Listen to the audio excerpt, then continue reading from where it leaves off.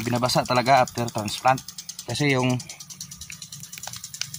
major roots nito o yung ugat na pinaka main stem sa ilalim niya. So kung dali lang, napakasimple.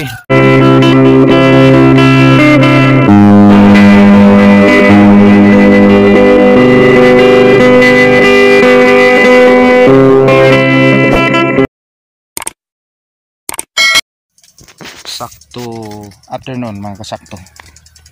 So mga kasakto, nandito tayo ngayon sa transplant ng ating Chinese pitsay. So alam nyo ba na yung Chinese pitsay na pangalan ng mga insect sa Chinese, kaya Chinese pitsay. So yung procedure nito, ito yun, paano yan, isang tray. Nakapagsimula na tayo magtanim kaninang umaga dyan. So yung ating tray is natapos mga 10 pa siguro. So dito continue yung tanim. Hindi, napansin nyo yung mga kulay na ganyan. So may basal tayo na goat manure. So goat manure na decompose na. So ayun, yung distance per distance, window yung ating style. Dito, diyan naman, dito at yan. So tag isang dangkal yung pagitan in between.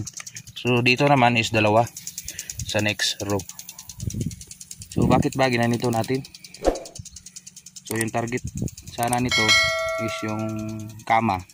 Ito yung daanan, dito natin ilagay. So kaso lang nag-short tayo sa area, kaya nag-desisyon tayo na ibahin. So target sana sa kama. So ngayon is na sa stage na. Ito sa gitna. Stage may Tagalog rek, nastoga rek.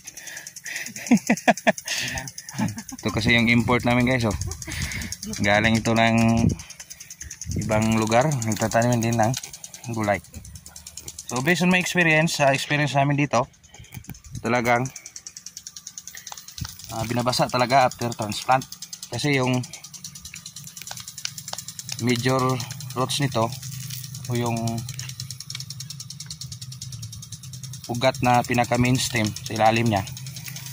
So kung hindi mo siya mabigyan ng tubig, kung malakas yung init, so hindi makapag-transfer ng mabuti. Yun ang causes na namatay siya.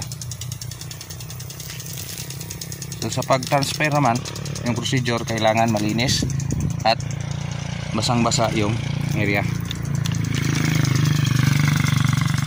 So yun lang muna ang konting silip nating transplant ng Chinese pitsay.